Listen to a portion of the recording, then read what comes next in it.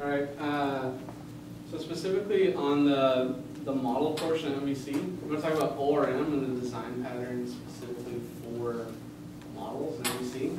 So this is assuming that you have a pretty solid understanding of MVC. So I'm going to just dive right into it. Wait, tell us who you are and like, all that stuff. I'm Thomas Blue. Work with PERC, building APIs for them for a predominantly Laravel shop right here in Austin, Texas. So let's dive right into this. And so there's a few keywords that I'm going to talk about. Specifically, starting off is the object relational mapping, or ORM, which is the term for converting your database information into a usable data. And I've split this really up into two layers. You have a persistence layer and a database layer. These are the computer science terms. And if I told you that persistence refers to a characteristic of state that outlives the process that created it, probably would make more sense if I just didn't say that. So what persistence is, in this specific example, is going to be, you're going to have a layer that gets data from a database, and then you're going to manipulate the object. So in this example, I'm going to have an account, and it's going to have a status, and I'm going to manipulate that status, and then I'm going to update the database. So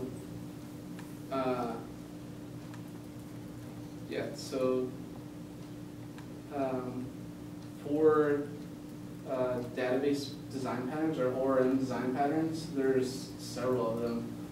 Zen Framework 2 has a table gateway. Doctrine uses a data mapper. There's Active Record, which is predominantly linked with Eloquent. You have a repository pattern, lazy loading, and there's tons of them. I think there's like 24 different predominant ORM design patterns. So since we don't want to be here all weekend talking about this, I'm going to just break it up into two. We're just going to talk about the data mappers and Active Record. So what is Active Record? Active Record actually takes your persistence layer and your database layer and combines them into one object. So you're going to get your data from the database, and you're going to hydrate one specific object. So this actually is probably one of the more popular ORM design patterns. It's Laravel, CodeIgniter, Yi, KPHP. I think that Java uses Active Record, Ruby. So this is really the most popular pattern. This is what you're going to see in most frameworks. And it probably gets dogged on the most too. Actually, it's weird because I wanted to do this talk over 2 months ago, and just recently Phil Sturgeon and what's his name? Taylor Otwell. Taylor Otwell. Yeah, they just started getting flamed on about Active Record and why they use it. And so the biggest thing is it breaks the single responsibility in the solid principle. So that's what most people's beef is with it. But so I'm not going to give you what I think is bad about it or what I think is good about it. I'm just going to show you it, and you can make your own assumptions on your specific application. It does have pros and cons. So Active Record is going to be the easiest ORM to write, and you don't have to find out if you separate your persistence layer and your database layer. You don't have to find out where they are. You don't have to keep track of more. You have to keep track of more objects with the data mapper. I already talked about that it breaks the solid principle. Another thing is, if you have a persistence, if you use Active Record and you get data from 2 different sources for the same object, you have to hydrate 2 separate objects, or you have a bunch of you have a huge database layer that gets your data from 2 different sources to hydrate this one object. So the persistence layer gets kind of convoluted and just becomes problem. So I'm going to show you a very simple active record that I created, and then I'm going to show you an extensive library, or a taste of a big library, Eloquent. So just jump straight in here. It's actually data mapper. So this is the active record that I created, and this constant, we're going to see this okay? Looks good there, not so much up there. Anyway, so this constant is the table that this object is going to touch in the database, and probably important to see this data. So all I did was created one row in this table called accounts. SQL Pro is awesome, but screwing up with that. So anyways, in this object, I have an ID, a user ID, a status, a last updated, a created, and a deleted, which I'm going to modify all of these. But specifically, so this is the accounts table. These are all the variables for this accounts table. So I'm also, this API is, so I built APIs based upon the Symfony HTTP Foundation. I didn't want to use a framework, because each framework seems to have its own ORM. So I just put together a routing system with Symfony's HTTP Foundation and a routing package. So I'll show you a little bit of that. Not that it's important to this talk, and I'm going to post actually this in the meetup comments. So it's just this index has the route speed. I haven't added an all accounts route in a specific count, and all I'm going to do is go over the accounts specified on the account ID.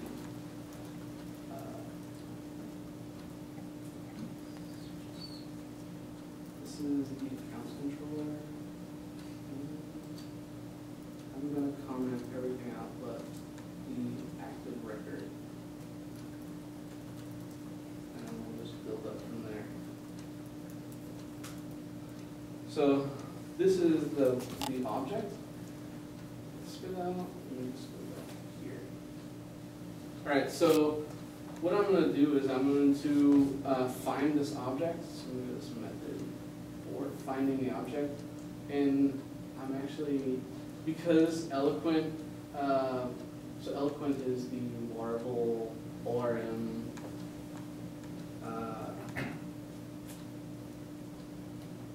package. So it's the package that's included with Laravel. And in order to use that component, I also have to include the query builder. So I just use the query builder for my examples.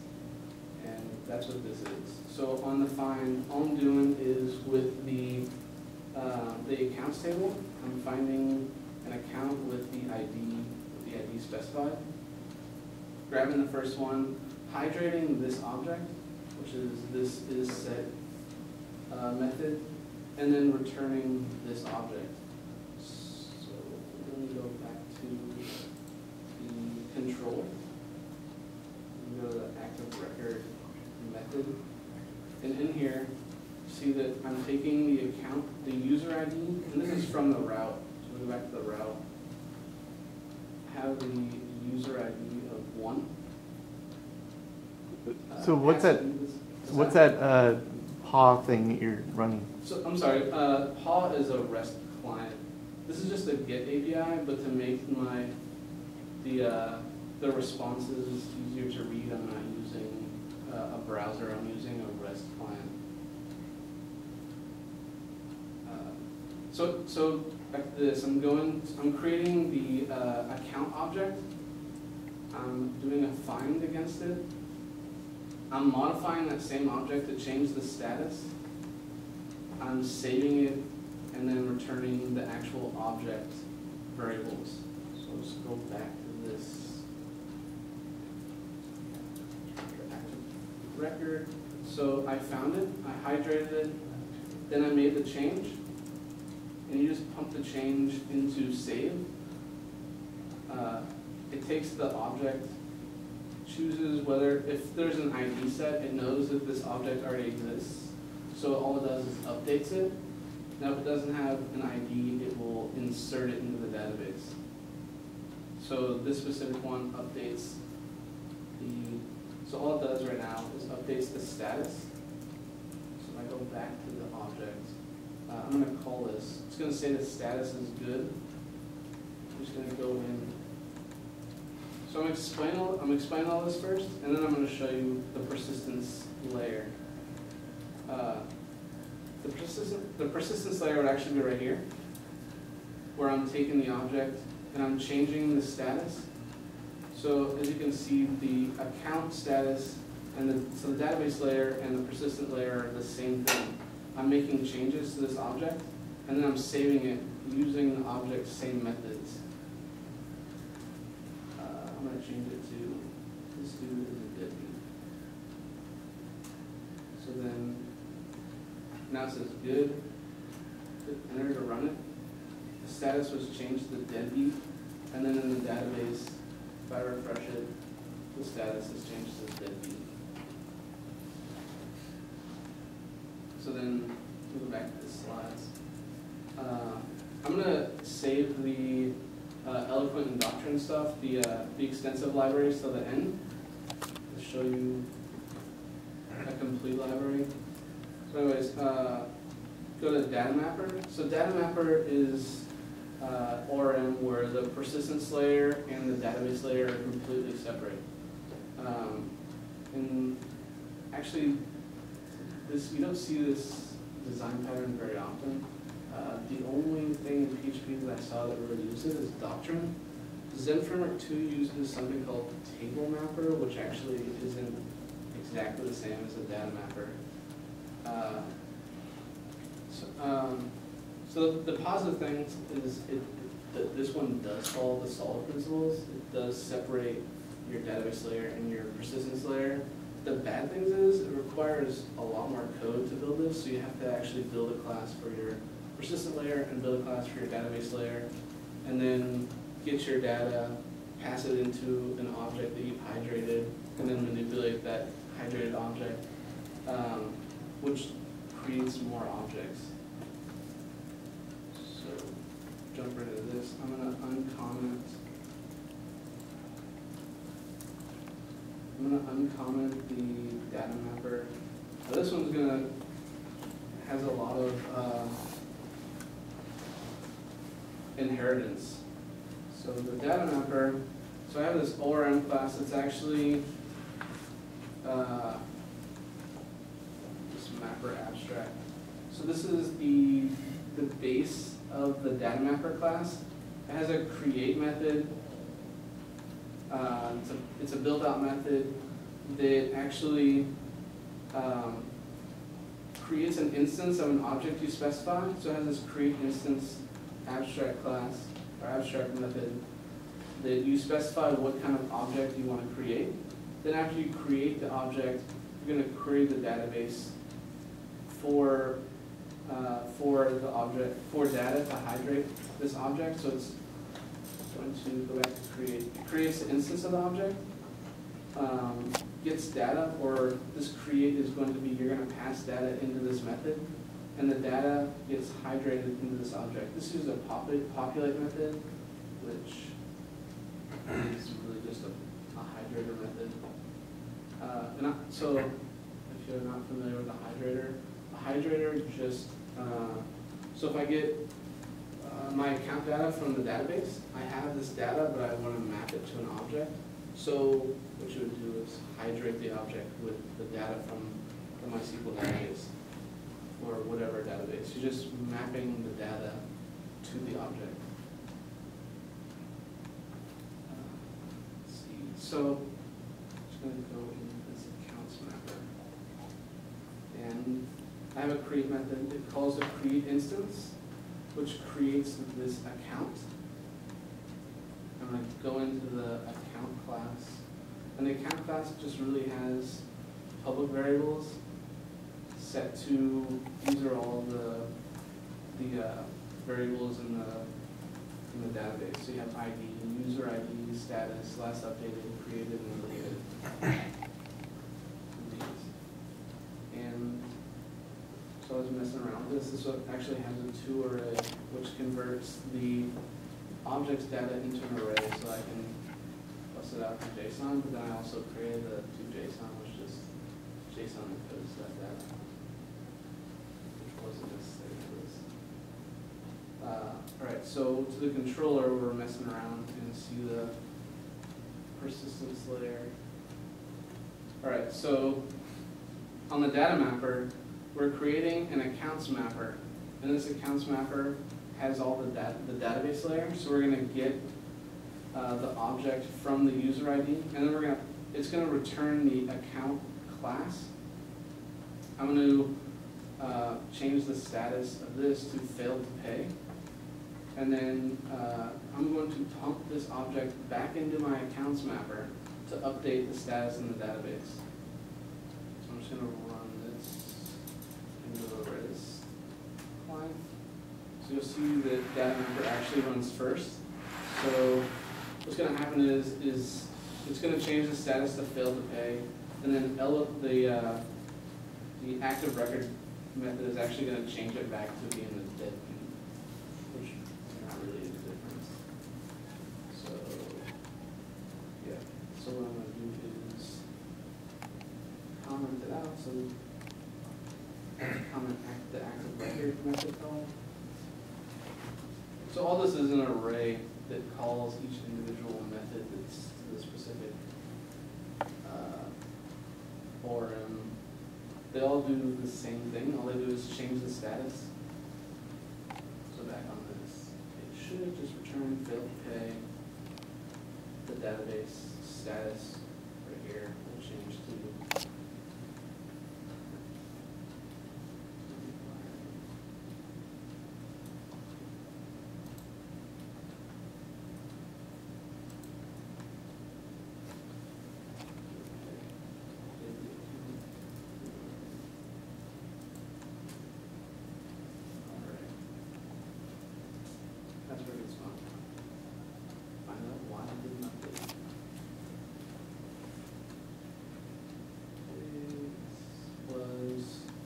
where ID, object ID, object update to,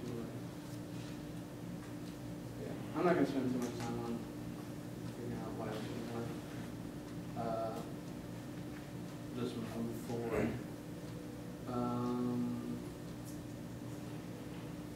So that's pretty much the database. So in the big difference,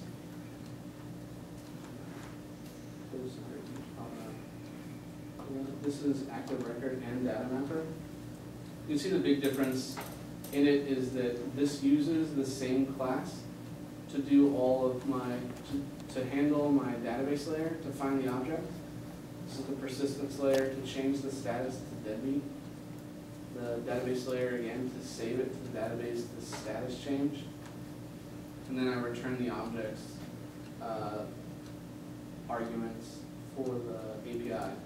So this one has the accounts mapper, which is the database layer. It gets the data from the database based on the user ID, returns the accounts object, which is the persistence layer, updates the status, then passes the persistence layer back into the database layer, updates it, and then we just pass the persistent layer up to the API.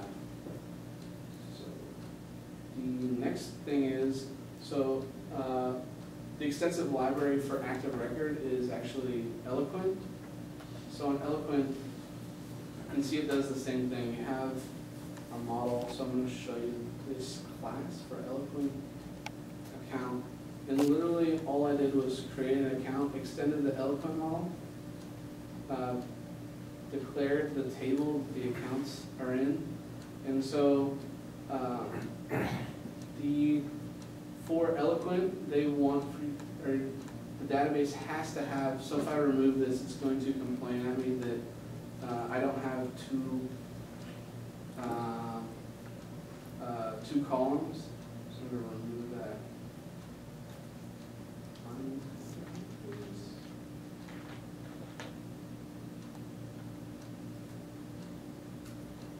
Actually see what so it's, what happens is, on Eloquent, when I try to get the object, it tells me that it doesn't, I don't have the updated at column. And then if I create the updated at column, it's going to tell me I don't have the created at column. So I actually named them differently on purpose so this would blow up. I did a created and last updated. So what you'd have to do is you're actually doing a little bit of hacking to the class. You have to actually say, add this timestamps false, which pretty much don't worry about timestamping my stuff. I'm going to do it on my own. So if I save this and run it, call the API again, there's the hydrated object. My last updated and created. And this should be 749. This is my last update here, I guess.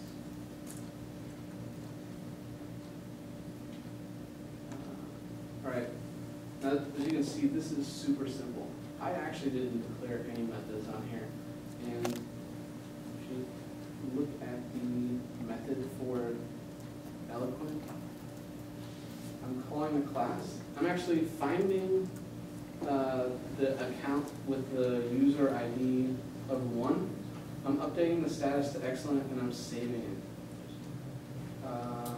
Which, I mean, I didn't even declare any methods, so there's a lot of magical stuff that happens with Eloquent.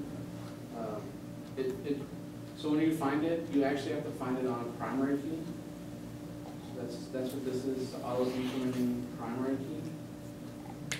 So if I didn't have this, if I actually removed that, it would blow up because it wouldn't be able to find it. So I have to tell it how to find the object. Like if I used timestamp, or if I used user ID to find this object. So you have to, you're kind of reliant upon Eloquent's classes to find and manipulate data.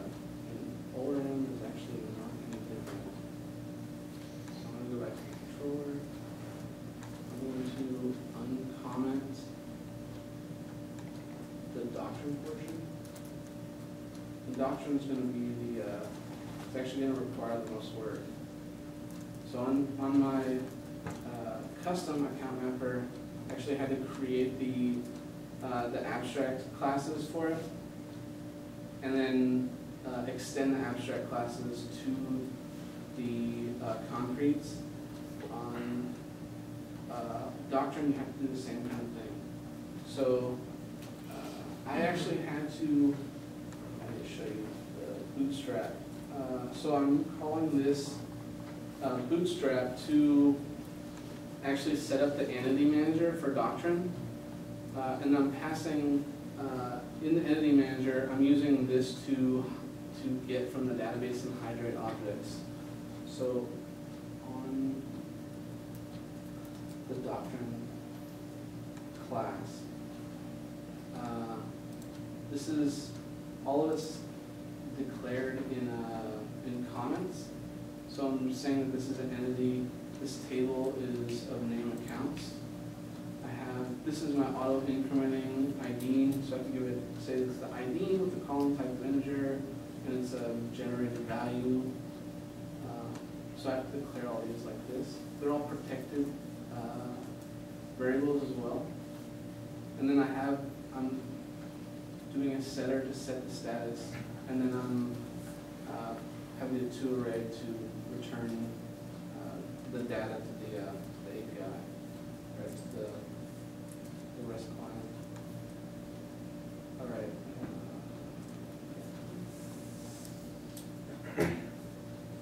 So it actually does this funny thing.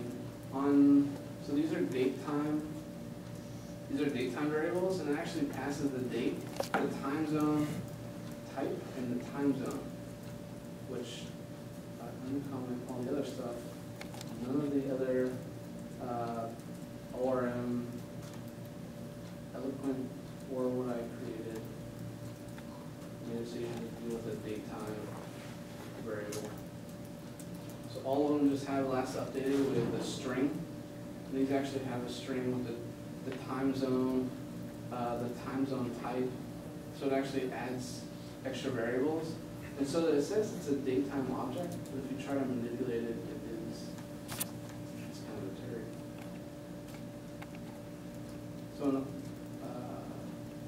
class object. And if I look at it, it's saying I have a date,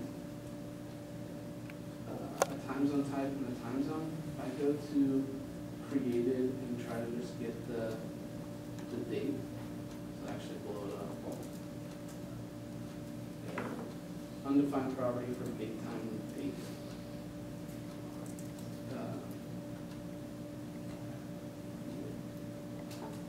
No, it's a mess up. I'm not a big fan of how Doctrine has it set up. So it has one of those weird voodoo getters. Yeah.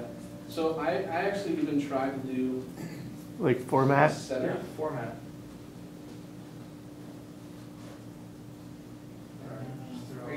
No. Are you trying an object that's returning, not an array? Yeah, it's a It's an object. This is the date time object. Should be a daytime object. It is a date time object. So, throw in a Y and D in quotes. And that should give you the date. Yeah.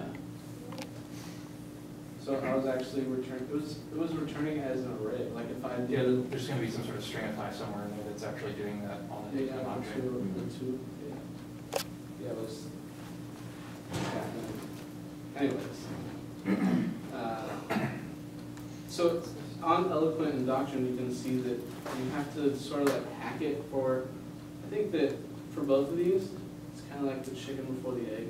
You kind of want to have your ORM set before you create database variables. Otherwise, you have to hack these full libraries so that they'll work with your already built database. And there's specific cases where you can't make changes to your database because you're not dealing with touching it, or the databases are huge, and if you make any changes to it, you'll break everything.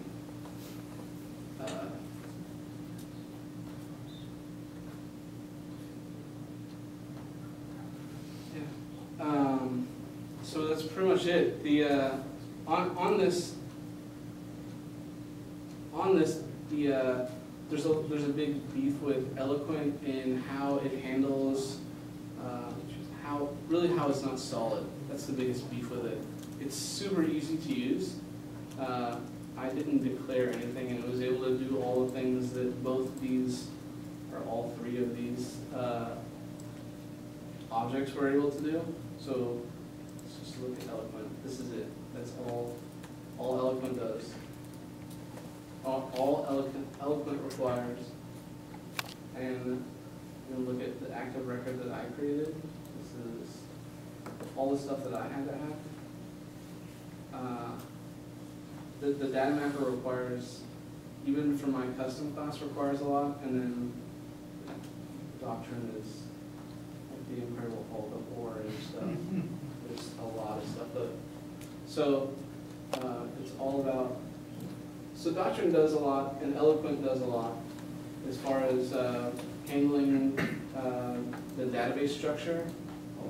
But it is a chicken and the egg scenario.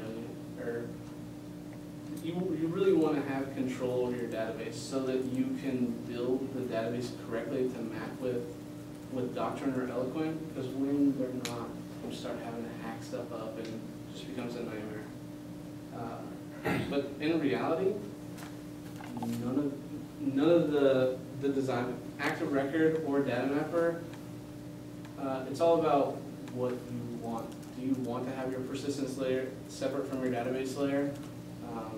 It's all about really, does it make it any worse of an application if you have active record? It's all about really preference. And that's really what seems to be preached about right now. That's pretty much it, if anyone has any questions. all right. Well, before we get into that, thank you, Thomas.